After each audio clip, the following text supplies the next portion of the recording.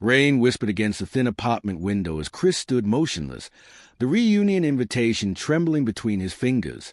The soft tapping felt almost deliberate, as if the night itself wanted to remind him of every moment he had tried to forget. The single lamp behind him flickered, casting a faint golden halo that barely softened the sharp edges of the room. He lifted the envelope closer to the light. The handwriting was unmistakable, looping, careless, the same style that had once decorated bathroom stove with slurs meant for him. His chest tightened as he slid a thumb beneath the flap, already knowing he wouldn't like what waited inside, yet compelled to see it anyway, the way one stares at a wound simply to acknowledge it exists. A small name tag slipped out first, fluttering to the floor like something ashamed to be held. Chris's eyes followed it down, and when he saw the words scribbled across it, his breath shuddered. Gay loser. Not even clever. Not even you. Just the same cruelty repackaged, delivered with the smug confidence of people who believed time had only strengthened their power over him. He crouched to pick up the tag and felt an old familiar heaviness settle onto his shoulders, the weight of years in which he had tried to rebuild himself piece by fragile piece. The invitation that lay on the table shimmered under the unsteady light. Class reunion. 10 years. A celebration for everyone but him. He closed his eyes, and memories surged up with brutal clarity. Hallway laughter slicing through him, lockers slamming, footsteps chasing him after school. Someone once ripped his backpack open on a crowded bus, spilling notebooks filled with drawings he never showed anyone. They called him names he pretended not to hear, though each one carved another line in his spirit. He opened his eyes again, but the room felt smaller now, almost suffocating. The air tasted of dust and old regrets. For a moment, he wondered why he still lived here, why he still walked the same quiet routines, why he still let the shadows of boys who once threw pebbles at his window dictate the shape of his adult life. On the table, beneath the invitation, lay a sketchbook he rarely touched. He reached for it now, almost without thinking. The cover was worn, corners softened by years of being moved but never opened. When he brushed away a thin layer of dust, he realized his hand was shaking. He opened it to a blank page, waiting for something, anything, to anchor him. But his hand hovered uselessly, and for a moment he felt foolish for believing creativity could soothe a wound carved so long ago. He let the pencil fall. It rolled toward the edge but stopped short, as if refusing to abandon him completely. A low hum drifted through the window, so distant he almost didn't notice it. At first, it blended with the rain, soft and rhythmic. Chris frowned and stepped closer, drawn by something he couldn't name. The sound grew clearer, a steady mechanical thrum, familiar yet out of place in his quiet neighborhood. He pressed his palm to the glass, feeling its cold pulse against his skin. The hum vibrated faintly through the frame, stirring a memory he did not recognize at first. Metal, wind, distant rotors cutting through sky. But the moment flickered away before he could grasp it, leaving only a strange tension in the air. The sound faded, swallowed by the storm, but something inside him tightened, as if the universe had exhaled a warning meant only for him. He turned away from the window and looked again at the invitation. Class reunion, 10 years. Beneath it lay the cruel name tag, waiting like a ghost from a life he wished he had outgrown. He sat on the edge of his bed, the invitation resting loosely in his hand. The room felt unbearably silent now, save for the occasional groan of old pipes shifting in the walls. His pulse thudded dully in his ear, a reminder that the past he had fled was still alert, still watching. He wondered whether attending the reunion would be an act of courage or surrender. Each possibility unsettled him. He imagined walking through the school doors again, the echo of his footsteps swallowed by memories he never wanted to revisit. He pictured familiar faces turning toward him with smirks they pretended were harmless. He pictured the whispers, the stares, the quiet laughter that always hurt more than the loudest insults. It all felt too real, too close, like the past had been waiting behind a locked door he was now being forced to open. He ran a hand through his hair, exhaling slowly as if trying to release the heaviness gathering inside his chest. Somewhere beneath all the fear, a strange flicker stirred, a spark he couldn't yet interpret. Was it defiance, curiosity, or simply exhaustion from years of retreating? The questions tangled together, offering no clear answer. But the spark didn't fade. He stood and walked back to the table, lifting the name tag with careful fingers. It felt lighter than he remembered, almost flimsy, as if the power it once held over him had thinned with time. He pressed his thumb against the ink, smudging it slightly. A small act, but enough to make his breath steady. Then he tore the tag cleanly in half. The pieces fell apart, drifting to opposite sides of the floor like severed ties. He stared at the torn pieces for a long moment, listening as the rain softened outside, its rhythm easing into something gentler. The room no longer felt as suffocating. The past was still there, waiting, watching. But for the first time, he didn't feel entirely powerless before it. He picked up the invitation again, tracing the embossed letters with a steadier hand. He didn't know whether he would go. But as the distant hum rose once more in the night air, he sensed that something was coming. And he listened. The hush after the storm felt unnatural, as if the world were waiting for something it feared to name. Mara sensed it first, her breath tightening as she stared across the clearing where the trees still dripped with cold rain. Lies approached slowly, mud streaked across his boots, his eyes searching her face for answers she did not yet have. They had come here for safety, but the forest no longer felt like a refuge. It felt like a question they were not prepared to answer. Mara kept her hand near the satchel slung against her hip, fingers brushing the smooth metal sphere hidden inside. Its faint warmth pulsed like a heartbeat against the palm. She didn't know why it had chosen her, or why its glow intensified whenever danger pressed near. Lies didn't trust the artifact the way she did. He feared what it asked of them, and sometimes she feared it too. They reached the fallen trunk they'd used as a marker the day before. The moss glistened darkly, as if disturbed. Mara crouched, tracing a groove in the bark. It was fresh, carved with a blade she did not recognize. Lies knelt beside her, his jaw tightening. No tracks, no scent, just a quiet promise that someone had been here and decided not to hide it. "We keep moving," Lies said, though his voice lacked conviction. He kept glancing toward the tree line, where the mist clung too thickly to the undergrowth. Mara nodded, but unease needled her. Every step forward felt like walking deeper into someone else's plan. The sphere warmed again, brighter this time, and Mara stopped. Lies turned sharply, hand on his knife, but she shook her head. It wasn't danger. It was something else. A direction. A pull. She let it guide her gaze toward a narrow path half hidden beneath thorn branches. The storm had not reached it. The soil lay dry, untouched. "We're not going in there," Lies said immediately. "It wants us to," Mara replied before she could soften the words. She regretted how they sounded, obedient, almost desperate, but the truth vibrated through her. The artifact wasn't random. It wasn't lost. It remembered something, and she needed to know what. Lies exhaled, frustration mingled with fear. "Or it wants to get rid of us." Mara lifted the sphere just enough for him to see the muted glow. It pulsed gently, almost calming. "If it meant harm, I think we'd know by now." He didn't answer, but he didn't turn away either. That was enough. They pushed through the thorns, thorn tips snagging their sleeves. The path tightened until they walked single file, Mara leading. The air grew warmer, carrying a scent she couldn't place, earth after drought, metal left in the sun. Light filtered through the leaves in thin shafts, flickering as if alive. The forest shifted. Sounds dulled. Even the wind seemed reluctant to intrude. Mara's step slowed, not from fear but from the weight of something unspoken pressing against her thoughts. When she emerged into the small hollow at the path's end, she stopped so abruptly Lies collided with her. The hollow was ringed with stones, each etched with markings that mirrored the curves on the sphere. In the center lay a shallow pool, perfectly still, reflecting the sky through the canopy.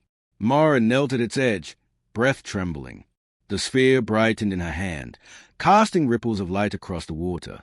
Lies paced the perimeter, fingers brushing the stones. "This isn't natural. Nothing about this place is." Mara barely heard him. The sphere had grown heavy, as if urging her to release it. She lowered it toward the water, hesitating. The surface quivered before it even touched. A faint hum rose from the pool, resonating through her bones. "Mara," Lies warned, but she let the sphere slip from her hand. It sank without resistance, the glow spreading through the water like ink diffusing through silk. The markings on the stones ignited, pale at first, then fiercely bright. The hum deepened into a low, thrumming pulse. Mara's breath caught as images flickered across the pool, shadows moving, faces she almost recognized, a tower she had dreamed but never seen. Lies grabbed her shoulder. We need to leave. Now. But the pool shifted again, the images sharpening until she saw something unmistakable. Herself, standing in a place scorched by firelight, holding the sphere as if it were the last thing keeping the world from tearing apart. And beside her stood someone she had never met but whose presence filled her with a strange, aching familiarity. Then the vision fractured. The pool went dark. A cold wind cut through the hollow, extinguishing the last glow from the stones. Mara stumbled back, the sudden silence pressing against her ears. Lies stared at her, but she felt him shaking too. "What did you see?" he whispered. She opened her mouth to answer, but another sound filled the hollow, a soft footstep on the path behind them. They were no longer alone. Mara turned slowly, heart hammering, every instinct urging her to run yet refusing to obey. A figure stepped from the shadows, cloaked in gray fabric that seemed shaped from fog. She could not see the person's face, only the hint of eyes beneath the hood. The figure paused at the edge of the hollow, as if testing the air, as if confirming something expected. Lies raised his knife. "Stay back." The figure ignored him, its attention fixed on Mara, and when it spoke, its voice was steady, carrying the tone of someone long accustomed to silence. "You brought it home," the figure said, and though the words were quiet, they filled the hollow with weight. Mara's throat tightened. "Who are you?" The figure lifted a hand, not in threat but in acknowledgement. "The one who has waited," it murmured, "and the one who knows what you carry." The hollow seemed to shrink. Mara felt the world tilt. She had expected danger. She had not expected destiny now. Lies stepped instinctively in front of Mara, though his hands trembled despite the blade he held. The hooded figure regarded him only briefly, as one might note a stone in the path, present, but not threatening. The air between them vibrated with a quiet tension, as if the forest itself strained to listen. Mara felt the hollow tighten around her, every shadow deepening. "You said you'd been waiting," she murmured, voice unsteady. "Waiting for what?" The figure lowered its hood slowly, deliberately, as if unveiling a truth too heavy for haste. Beneath the gray fabric was a woman with sharp, tired eyes that held both age and urgency. Her hair, streaked with pale silver, clung damply to her cheeks, and her skin bore the faint etchings of someone who had lived too long with secrets. "For you," the woman said simply. For the moment the sphere would return to the place where it was born. Mara's breath stilled. "Born? It's not a living thing." The woman stepped closer, her gaze fixed on Mara with unsettling clarity. "Everything that carries memory is alive in its own way. And this," she gestured toward the now dark pool, "remembers more than you can imagine." Lies tightened his grip on the knife. "If you've been waiting, why hide? Why follow us?" "I did not follow," the woman replied. "I watched. There is a difference." Her calmness unnerved him. "What do you want with her?" "Not her," the woman whispered. "What she carries. What she may become because of it." A flicker of heat rose beneath Mara's skin, though the sphere was no longer in her hands. "You know what this place is," she said. "Tell us." The woman exhaled slowly, as if choosing her words with care. This hollow was once a sanctuary for those who could hear the world when it whispered. They tended to the old energies, the ones buried long before nations claimed these forests. The sphere was their creation, part weapon, part safeguard, part promise. A promise to whom? Mara asked. "To the one who would restore what was broken," the woman said. But the sanctuary fell, and the sphere vanished. Many believed it lost forever. Yet here you stand, carrying it without knowing what it asks of you. Mara's pulse fluttered. "I never asked for this. I just found it." "Nothing like this is found," the woman said gently. "It chooses." Lies barked a quiet laugh, sharp and shaky. "That's ridiculous." "Is it?" the woman murmured. "Even now, the sphere binds itself to her. It responds to her presence, her fear, her hope. You felt it, didn't you?" She looked directly at Mara. "You felt it guiding you." Mara swallowed hard. The memory of the sphere leading her down the hidden path still pulsed in her chest. "I don't know what it wants," she whispered. "You will..." the woman said. "But there is little time left alone."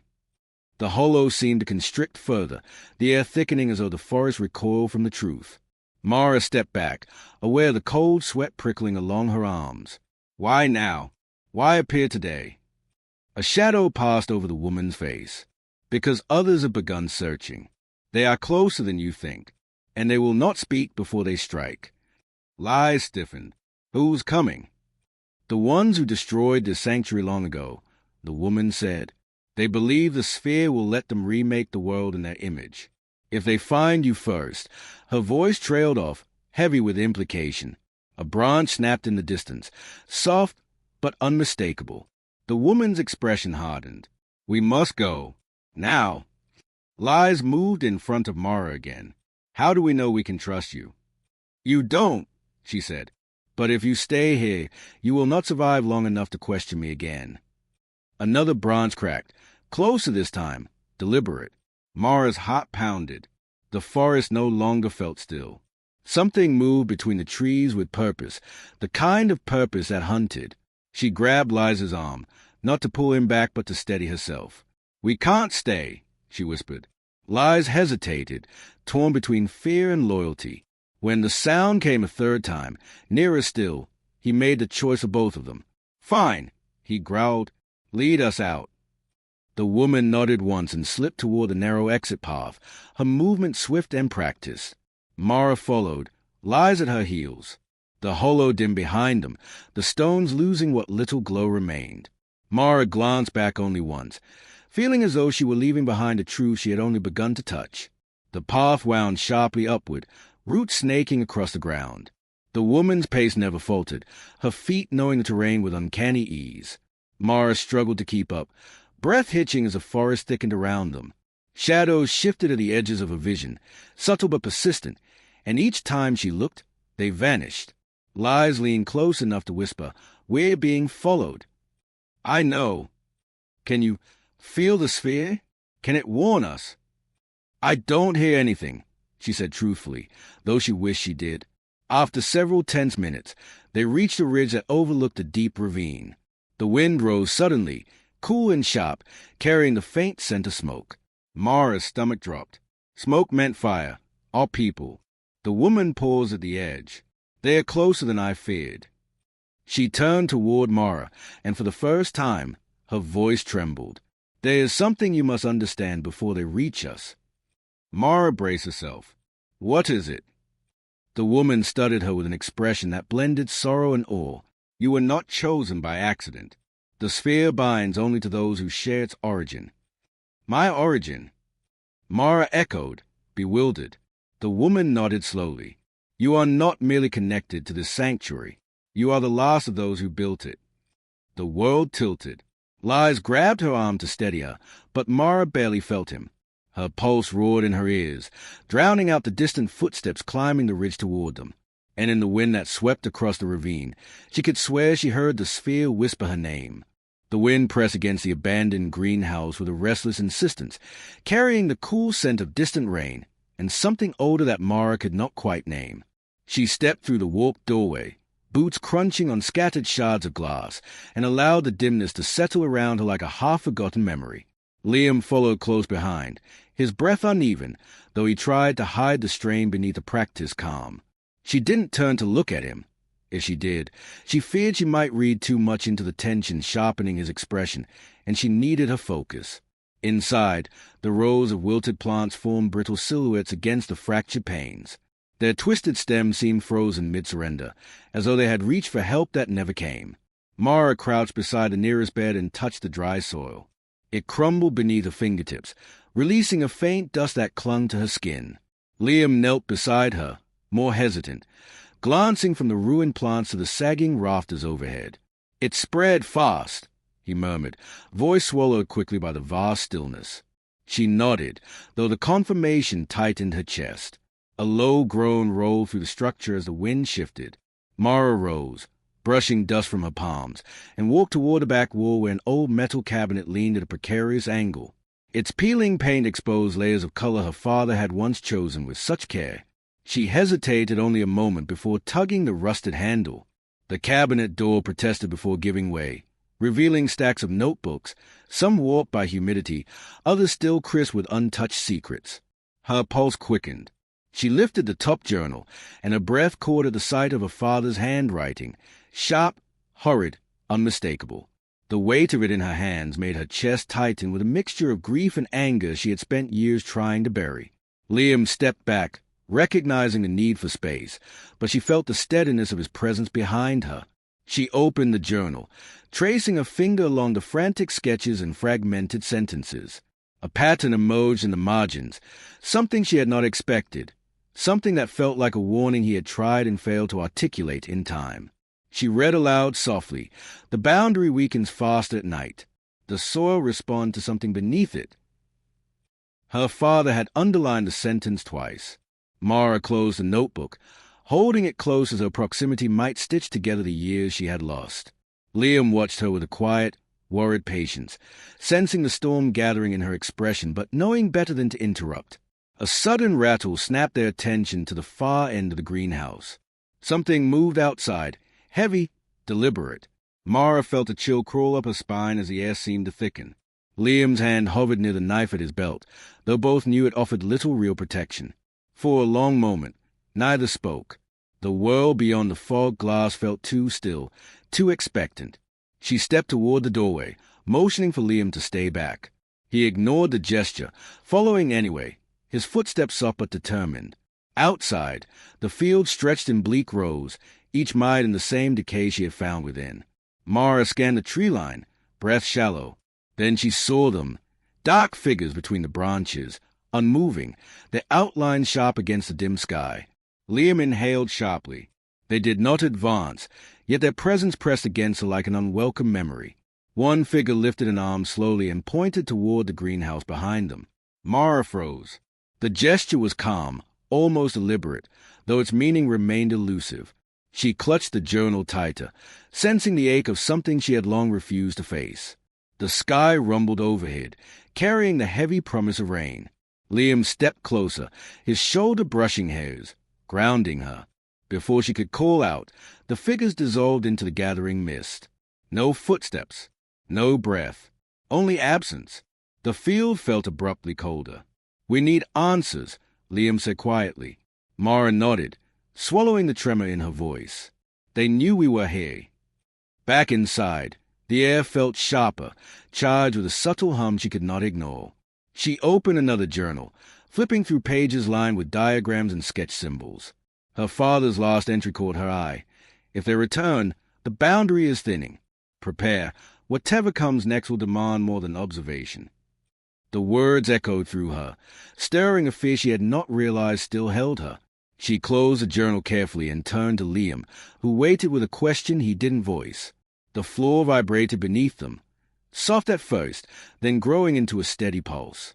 Mara steadied herself against the beam as the greenhouse trembled. The vibration deepened until it felt like a heartbeat rising from the soil itself. Then, as suddenly as it had begun, it stopped, leaving behind a silence that felt almost intentional. Liam exhaled shakily. That wasn't the wind. She didn't answer. Instead, she knelt, pressing her palm to the floorboards. A faint warmth seeped through the wood. Then a thin beam of light emerged from a crack near her hand, soft, rhythmic, unmistakably alive. Mara drew back, her heart thundering. She looked at Liam, and the truth settled unavoidably between them. Whatever had driven her father to fear, whatever had scorched the fields and haunted their return, was no longer hiding. It had awakened, and it wanted to be found. The glow pulsed again, brighter this time, and the faint hum returned, threading through the air like a whispered summons Mara could no longer deny. She felt the pull of it, subtle yet insistent, as though the very ground beneath her urged her closer. Fear and resolve tangled in her chest, but she did not step away. Instead, she steadied her breath, aware that crossing this threshold would alter everything. Liam whispered her name, but the light answered first, and nothing felt the same. The air outside the greenhouse felt heavier than before, as if the world itself had drawn in a breath and forgotten how to release it. Mara stood at the threshold, her fingers still tingling from the strange warmth that pulsed beneath the floorboards. Liam hovered a step behind her, his cautious gaze flicking between the field and the distant tree line where the figures had vanished. Neither spoke, but the silence between them carried more weight than any spoken fear. Mara swallowed hard, sensing something ancient stirring beneath the soil, something her father had once tried to warn her about without ever finding the right words. A faint tremor rippled through the soil beneath their boots, subtle but unmistakable. Liam steadied himself, jaw tightening. Mara crouched and pressed her hand to the ground, expecting the warmth to return. But the earth felt cold now, cold and strangely hollow. She rose slowly, brushing dirt from her palm. "It's shifting," she murmured. The words felt too small for the magnitude of the truth blooming inside her. Liam glanced at her, his expression caught between worry and trust, a silent plea for clarity she couldn't yet give. The sky above them thickened with clouds, the light dimming until the landscape blurred into muted shades of gray. The air smelled of impending rain, sharp and metallic. Mara stepped forward, drawn toward the distant fence line that marked the edge of her father's property. She had not crossed it in years, not since the night everything fractured. Liam followed without question, their strides falling into a rhythm shaped by old habit and unspoken dependence. As they approached the fence, the ground softened beneath their feet, as though the soil had been disturbed recently. Mara's heartbeat quickened. Something shimmered near the fence post, a faint ripple in the air, like heat rising off asphalt. She reached toward it, her fingertips tingling before they even touched the distortion. Liam grabbed her wrist gently. "Wait," he whispered. But she shook her head, unable to pull away from the pull she felt, an ancient whisper coiling through her thoughts. Her hand passed through the shimmer, and a sudden rush of cold surged up her arm. She gasped, stumbling back, and Liam caught her just in time. The ripple expanded outward, unfurling like a silent explosion. The field shifted in an instant, the air sharpening, the colors deepening, the ground vibrating with a resonance that seemed to hum through her bones. Mara clutched Liam's arm, breath trembling. The world beyond the ripple looked unchanged, yet everything felt altered, as though they had stepped into a memory rearranged by grief. A distant cry echoed from the forest, low and mournful, sending a shiver down Mara's spine. Liam stiffened. "They're watching again," he muttered. Mara scanned the tree line, but no shapes emerged. Still, she could feel eyes on them, cold and curious. She opened the notebook she carried, flipping to her father's sketches. One drawing caught her attention. The same fence line, marked with strange symbols she had assumed were meaningless. Now, she saw them differently. They were warnings or invitations. She traced the symbols with her thumb, feeling the ache of loss press against her ribs. "He knew this would happen," she whispered. Liam looked at the page, then at her. Then he must have known how to stop it. His voice held a fragile hope, one that pulled at her in ways she wasn't ready to confront. The cries sounded again, closer this time. Mara snapped the notebook shut and stepped toward the shimmer once more. It pulsed faintly, responding to her presence. She reached into her pocket and withdrew the small pendant she hadn't touched in years, a gift from her father on her 12th birthday, its surface engraved with the same symbols from the journal. She had worn it once with pride, then abandoned it when the memories became too heavy. Now, as she lifted it toward the ripple, the pendant glowed faintly. Liam inhaled sharply. "Mara," but she didn't stop. Something in her recognized the rhythm of the hum vibrating through the air, as if the pendant and the boundary spoke the same forgotten language. When the pendant touched the shimmer, light flared outward, brief and blinding. Mara jerked her hand back, blinking away spots of brightness. When her vision cleared, the shimmer was gone. In its place stood a narrow path of exposed earth leading into the woods, its soil darker and richer than the land around it. Liam took a hesitant step forward, then looked at Mara. "Did you do that?" She shook her head, fingers trembling around the pendant. "No, I think it reacted to him, to whatever he touched before he disappeared." The forest seemed to lean closer, the whisper of leaves carrying a message she could almost, but not quite, understand. Mara's pulse quickened. She stepped onto the path, feeling the air shift around her like a breath drawn in anticipation. Liam followed, though she sensed the hesitation anchoring his movements. The path wound deeper into the trees, narrowing as branches arched overhead, forming a canopy that filtered the dim light into fractured patterns on the ground. As they walked, the hum returned, faint but steady, guiding her like a distant heartbeat. The smell of damp earth thickened, mingled with something sweeter, an unfamiliar scent that tugged at a memory she couldn't place. Liam brushed aside a low branch, his voice barely audible. "Do you feel that?" She nodded, though the sensation was more than feeling. It was recognition, terrifying and magnetic. The path ended abruptly at a clearing. At its center stood a single stone pillar, weathered by time and carved with symbols identical to those in her father's journal. Mara approached it slowly, reverence and fear entwined in her chest. Liam circled the pillar, scanning the trees. "This wasn't here before," he said. Mara touched the carvings, and warmth blossomed beneath her fingers. A soft sound emerged from within the stone, a heartbeat, and then it spoke her name. She stared ahead, trembling. The voice that rose from the stone did not echo or resonate. It simply existed inside the clearing, inside the air, inside her. Mara staggered back, breath catching as though the sound had been pulled from her own lungs. Liam reached for her shoulder, but his hand stopped midair, suspended by fear he could no longer conceal. The heartbeat within the pillar quickened, pulsing like a creature waking after years in darkness. Mara pressed her palm to her sternum, certain that her own heart was trying to answer it, a frantic rhythm that bordered on pain. The clearing tightened around them, the trees leaning sharper, their branches trembling as though listening for her next breath. When the pillar spoke again, her name broke into two fragile syllables, drawn out like a plea. She felt the world narrow until only that whisper remained. "It knows me," she whispered. Liam stepped closer, bracing himself between her and the stone. "Oh, it wants you to think it does." But his voice lacked conviction. She could hear the quiver beneath the words, that subtle fracture between logic and the unknown. He swallowed hard, his eyes darting to the shadowed tree line. "We shouldn't be here." Mara took a deep breath, though the air felt thick, almost weighted. "I have to understand."